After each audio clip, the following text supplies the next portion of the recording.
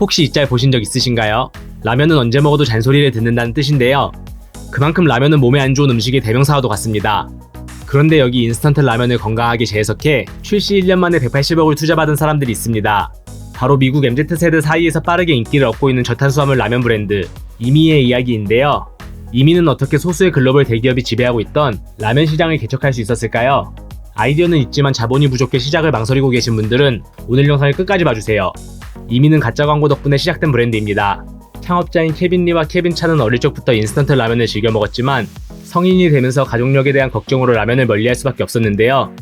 그들은 건강을 해치지 않으면서도 맛있는 라면이라는 아이디어의 수요를 확인하기 위해 렌더링 이미지를 활용해 웹사이트를 만들고 페이스북에 광고를 게재했습니다. 참고로 패키지 렌더링 이미지는 외주 플랫폼에서 $20 안팎이면 제작이 가능하고 랜딩 페이지는 코딩 없이 드래그 앤 드롭 방식으로 손쉽게 만들 수 있습니다. 이미는 여기서 더 나아가 프리오더 기능을 추가해 잠재 소비자가 실제 구매까지 할 수 있도록 설계했습니다. 하지만 실제로 구매한 고객들에게는 제품이 아직 준비되지 않았다라고 고지하며 환불해 주었고 추가로 이메일을 보내 제품의 어떤 포인트가 특히 매력적이었는지 피드백을 받았습니다.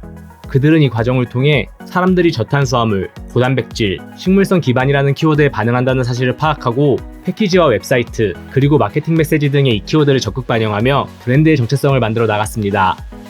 혹시 전에 업로드한 리퀴드 데스 영상 보셨나요? 이 브랜드 역시 가짜 광고를 통해 아이디어와 컨셉을 시각적으로 보여주고 시장의 긍정적인 반응을 확인하며 투자금을 확보했는데요. 놀랍게도 많은 사람들이 실제 제품이 없는 상태에서 마케팅하는 것에 대해 밈코인 같다, 사기다처럼 부정적인 의견을 남겼습니다. 하지만 이는 스타트업에서 자주 쓰이는 전략입니다. 예를 들어 토스는 한 번에 송금하는 간편한 앱이라는 개념을 검증하기 위해 실제 서비스 없이 단순한 웹사이트를 만들고 사람들의 니즈를 확인한 후 개발에 착수했죠. 이런 방식은 본격적으로 돈과 시간을 투입하기 전에 시장의 수요를 확인할 수 있어 실패하더라도 손해가 거의 없고 빠르게 피보팅할 수 있다는 장점도 있습니다. 그래서 자본이 부족한 상황이라면 이 방식을 내 브랜드에 어떻게 적용해 볼 수 있을지 고민해도 좋을 것 같아 조금 자세히 이야기해 보았습니다. 자, 다시 본론으로 돌아와 이미는 시장의 수요를 확인한 후에도 제품 출시까지 2년이나 더 투자했을 정도로 맛과 건강을 모두 잡기 위해 노력했습니다. 하지만 식품에 대한 전문 지식이 없어 유튜브와 논문, 구글 등을 통해 독학을 해야만 했고 100번이 넘는 반죽 테스트와 200번이 넘는 레시피 실험 과정을 거쳐야만 했죠.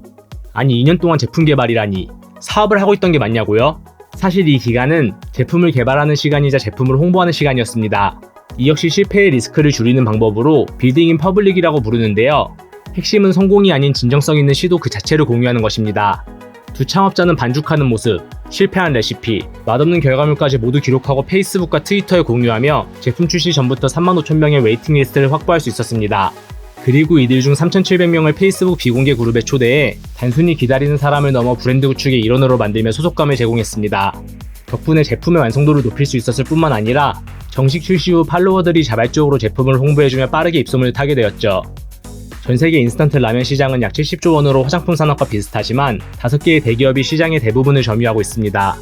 그리고 가격 경쟁력과 유통력, 브랜드 인지도 등의 이유로 신규 브랜드가 진입하기 굉장히 어려운 시장이라고 하는데요.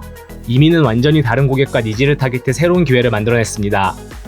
대기업들은 왜 진작에 건강한 라면을 안 만들었냐고요? 일반적인 라면보다 원가가 높아 수익성이 낮고 기존 제조 인프라를 사용할 수 없다는 등 다양한 이유가 있겠지만 저는 대기업과 스몰 브랜드가 할 수 있는 일이 다르다고 생각합니다. 책을 쓰기 위해 3주 전쯤부터 투고를 시작했습니다. 콘텐츠와 트래픽이 있으니 크고 작은 출판사로부터 즉각적인 반응이 왔고 여러 차례 미팅을 했는데요. 대형 출판사의 담당자는 스몰 브랜드라는 주제는 흥미롭지만 브랜딩 서적의 시장 자체가 작아 윗선의 승인을 받기 어려울 것이라며 더 큰 시장을 타깃할 수 있도록 다른 키워드를 추가하자고 제안했습니다.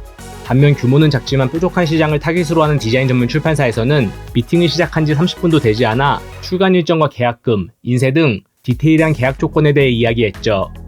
즉 대기업들이 수익성과 기존 인프라를 고려해 새로운 시장 진입을 주저하는 사이 스몰 브랜드들은 작은 규모를 강점으로 삼아 빠른 의사결정과 과감한 도전으로 틈새 시장을 개척하고 다양한 니즈를 충족시킬 수 있는 것이죠. 이미의 핵심 타겟은 라면을 좋아하지만 건강 때문에 라면을 끊을 수밖에 없었던 사람들입니다. 그들을 위해 탄수화물을 85% 줄이고 단백질과 식이섬유를 5배 이상 높인 식물성 라면을 개발했죠. 하지만 초기 제품은 건강한 성분으로 잠깐 주목받았지만 국물은 밍밍하고 면은 분필 같은 느낌이라는 호평을 들으며 금세 외면받고 말았는데요. 창업자 역시 초기 제품을 우리가 원하는 수준의 맛은 아니었다라고 인정할 정도였죠. 재미있는 사실은 이 과정에서 50억이 넘는 시드를 투자받았다는 것입니다. 이는 제품 자체가 아닌 2년간 쌓은 브랜드의 서사와 차별화된 포지션 덕분이었습니다. 이미의 첫 제품은 완성도 면에서 아쉬움이 있었지만 건강한 라면이라는 화이트 스페이스를 선점했고 맛만 개선된다면 이 시장을 차지할 수 있다는 확신이 투자자의 베팅을 이끌어낸 것이죠. 이미는 투자를 받은 이후 단 몇 개월 만에 맛과 식감, 패키지까지 모든 요소를 향상한 새로운 제품을 출시했습니다. 그 결과 건강하면서도 맛을 포기하지 않은 유일한 라면이라는 평가와 함께 매출은 6배 이상 증가했고 7번 이상 품절되는 등 인기 역시 꾸준히 상승했습니다. 그리고 개선된 맛과 식감에 대한 긍정적인 반응이 투자자의 이목을 집중시키며 130억 이상의 시리즈 A 투자 유치에도 성공했죠. 케빈은 한 인터뷰를 통해 투자금을 더 많은 사람들에게 더 나은 라면 경험을 제공하기 위해 쓸 것이라고 이야기했습니다. 이는 단순한 매출 증대가 아닌 브랜드가 세상에 하고 싶은 이야기를 더 다양한 방식으로 전달하겠다는 의미인데요. 이를 위해 브랜드 계정 외에 별도의 틱톡 계정을 만들어 라멘 온 더 스트릿이라는 인터뷰를 통해 Eat 라멘, Feel Good이라는 브랜드의 철학을 자연스럽게 전달하며 호감을 쌓고 있습니다. 이 인터뷰 시리즈는 라면 패키지 복장을 한 진행자가 뉴욕 길거리에서 행인들에게 인생에서 힘들었던 순간이나 행복했던 순간 등 삶에 대한 진지한 질문을 던지는데요. 웃긴 옷차림과 그렇지 못한 질문과 답변이 영상을 보는 사람들에게 재미와 감동을 줘 라면 광고인지도 모르고 영상을 봤다고 할 정도로 자연스럽게 브랜드를 노출시키고 정서적 연결을 이끌어내며 호감을 쌓을 수 있었습니다. 초반에는 그로스존 채널보다 조회수가 안 나왔지만 현재는 월 100만 회 이상의 조회수를 꾸준히 올릴 만큼 성공한 시리즈가 되었죠. 즉 다른 브랜드들이 요리하는 모습이나 레시피 컨텐츠를 통해 제품을 강조할 때 이미는 사람을 강조함으로써 브랜드의 정체성을 구축하고 차별화를 이룰 수 있었습니다. 아무리 그래도 라면 하나에 $6라니 너무 비싼 거 아니냐고요? 맞습니다. 미국 아마존에서 판매 중인 대부분의 라면이 $1 정도라는 것을 고려하면 말도 안 되게 비싼 가격이죠. 특히 미국에서 인스턴트 라면은 초저가 식품으로 인식되기 때문에 초반에는 거부감이 더욱 강했다고 하는데요. 이미는 기존 라면들과 경쟁하기 위해 가격을 낮추는 것이 아닌 비교 대상을 바꾸는 전략을 택했습니다. 식당에서 $20짜리 라면 한 그릇 대신 집에서 $6로 건강한 라면을 즐긴다는 새로운 기준을 제시한 것이죠. 이러한 가격 대비 가치 프레임으로 인해 소비자들은 단순히 가격만 비교하는 것이 아니라 건강과 편의성이라는 측면에서 제품을 평가하게 되었습니다. 덕분에 라멘을 자주 먹는 사람이나 라멘을 집에서 즐기고 싶은 사람들에게 합리적인 대안으로 인식될 수 있었고 건강한 라면을 넘어 프리미엄 라면 브랜드로 자리잡게 만든 결정적인 요인이 되었죠. 놀라운 점은 이 브랜드의 출발점이 가짜 광고였다는 것입니다. 이미는 단 3년 만에 건강한 라면이라는 화이트 스페이스를 선점하고 피드백을 바탕으로 제품을 개선하며 프리미엄 브랜드로 자리잡았습니다. 결국 중요한 것은 완벽한 준비가 아닌 가볍게 시도하고 개선해 나가는 실행력이라는 생각이 드는 부분이네요. 안녕하세요, 존입니다. 브랜딩 스터디 모집하고 있는 거 알고 계신가요? 이번 스터디는 총 3회로 구성되어 있습니다. 1회차에서는 도서를 기반으로 브랜딩의 핵심 요소를 정리하면서 내 브랜드나 아이디어를 어떤 관점에서 키워갈지 기준을 세워볼 거예요. 그리고 2회차에는 그로스존 영상에 등장한 브랜드들의 공통 전략을 분석하고 해외 스몰 브랜드의 성공 요인을 내 비즈니스에 어떻게 적용할 수 있을지 같이 고민해보는 시간을 가질 거예요. 마지막 3회차에는 지금까지 정리한 생각을 바탕으로 나만의 브랜드 전략과 실행 계획을 직접 설계해보는 시간이랍니다. 참고로 현재 딱 3자리 남았고 다음 기수는 7월 말에 시작될 예정이니 관심 있는 분들은 지금 고정 댓글을 확인해주세요.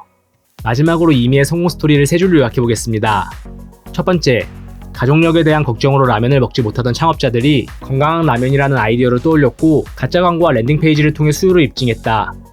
두 번째, 제품 개발 과정을 SNS를 통해 공유하며 35,000명 이상의 웨이팅 리스트와 3,700명의 커뮤니티 멤버를 확보했고 이들이 브랜드의 일원이 되어 제품 개발과 홍보에 참여하며 제품의 신뢰를 구축할 수 있었다. 세 번째, 대기업이 진입하기 어려운 건강한 라면이라는 화이트 스페이스를 선점하고 라멘의 대체제로 포지셔닝함으로써 프리미엄 브랜드로 자리잡았다. 오늘은 인스턴트 라면을 건강하게 재해석해 대기업이 장악하고 있던 라면 시장을 개척한 브랜드 이미의 성공 스토리를 파헤쳐 보았습니다. 영상이 도움이 되었다면 좋아요와 댓글로 응원 부탁드립니다. 긴 영상 끝까지 시청해주셔서 감사합니다.